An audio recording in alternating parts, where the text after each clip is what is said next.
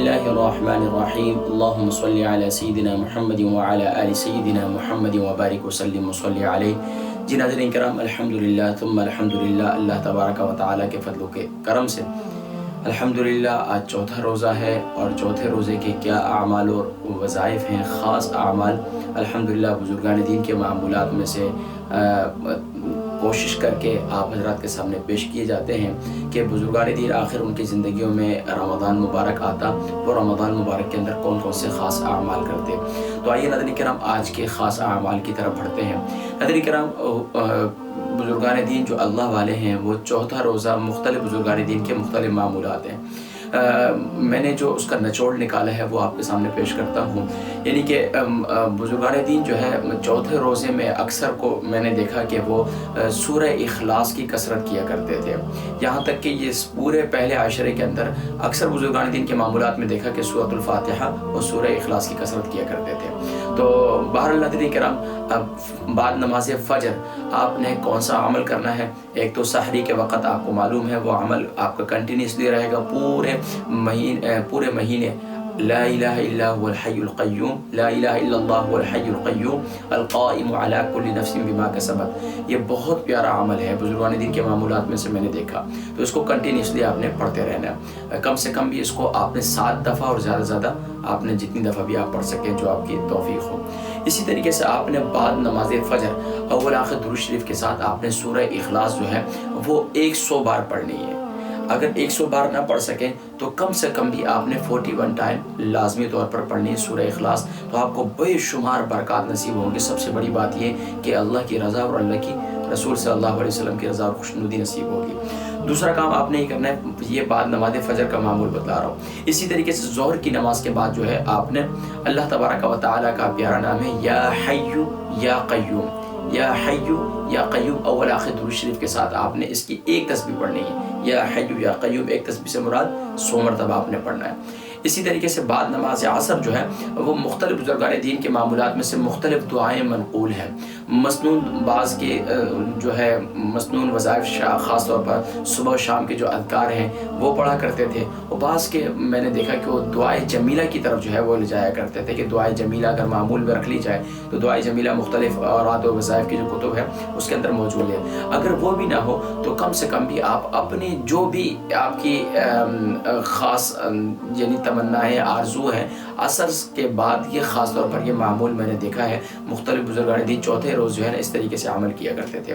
اور اسی طریقے سے بعد نماز مغرب جو ہے وہ اللہم اجرنی من النار، اللہم اجرنی من النار 3 مرتبہ، اور اس کے بعد سورۃ الواقعہ آپ اپنا معمول جو پورے مہینے کنٹینیوسلی رکھیں گے وہ تو رکھیں گے، لیکن چوتھے روز بھی آپ 1 مرتبہ زیادہ سورۃ الواقعہ یعنی 2 مرتبہ سورۃ الواقعہ پڑھیں گے۔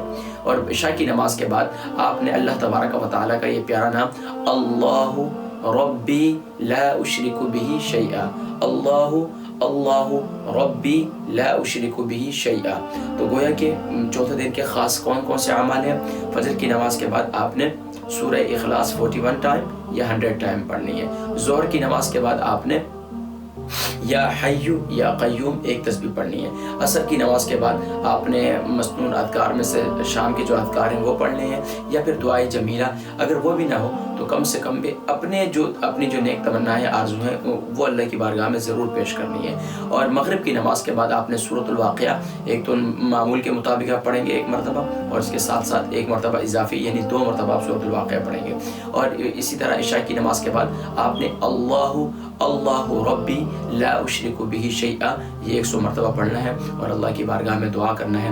یہی چوتھے روز کا عمل تھا۔ اور مزید ناظرین کرام، میری کوشش ہوگی کہ آپ کو کسی نہ کسی ایک عمل کی طرف بھی توجہ دلائی جائے، اور کسی نہ کسی گناہ سے ارتکاب کی طرف بھی توجہ دلائی جائے، اور یہاں تک کہ آخرت کے بارے میں بھی توجہ دلائی جائے۔ تو ایک اہم فضیلت جو میں بیان کر دیتا ہوں، پیارے کریم آقا علیہ الصلوۃ والسلام نے ارشاد فرمایا کہ جس نے پانی کا کنواں کھدوایا اور اس سے کسی پیاسے پرندے یا کسی جن یا انسان نے پانی پیا، اور قیامت کے دن اللہ تعالیٰ اس کو اجر عطا فرمائیں گے۔ سبحان اللہ، یہ حدیث مبارکہ سیدنا عبداللہ ابن جابر رضی اللہ تعالیٰ عنہ سے مروی ہے۔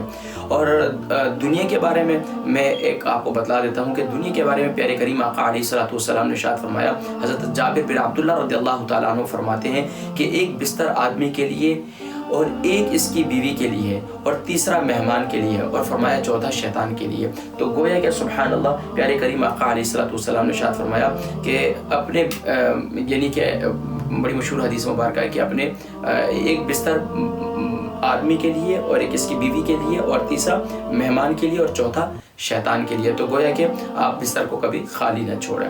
اور اس کے ساتھ ساتھ یہ مسلم شریف کی حدیث ہے، حدیث نمبر 5452 نمبر ہے۔ اور ایک اور گناہ کے بارے میں توجہ دلا دیتا ہوں۔ آقا علیہ الصلوۃ والسلام نے ارشاد فرمایا کہ ہنسانے کے لیے کسی کو جھوٹ بولنا۔ رسول کریم صلی اللہ علیہ وسلم کی حدیث مبارکہ سیدنا معاویہ بن حیدہ رضی اللہ تعالیٰ عنہ سے مروی ہے کہ پیارے کریم آقا علیہ الصلوۃ والسلام نے ارشاد فرمایا اس شخص کے لیے ہلاکت ہے جو لوگوں کو ہنسانے کے لیے کوئی بات کہے اور وہ اس میں جھوٹ بولے، اور یہ اس کے لیے ہلاکت ہے، اس کے لیے ہلاکت ہے۔ آقا علیہ الصلوۃ والسلام نے ارشاد فرمایا الصدق ینجی والکذب یہلک، سچائی نجات دلاتی ہے اور جھوٹ ہمیشہ ہلاک اور برباد کرتا ہے۔ ناظرین کرام انشاءاللہ اگلی نشست میں 5ویں روزے کی اہمیت اور فضیلت اور خاص طور پر 5ویں روزے کے خاص اعمال اور وظائف کون سے ہیں انشاءاللہ کل کی نشست میں ذکر کریں گے۔ اپنے دعاؤں میں یاد رکھیے گا، اجازت دیجیے گا۔ السلام علیکم ورحمۃ اللہ وبرکاتہ، مغفرت۔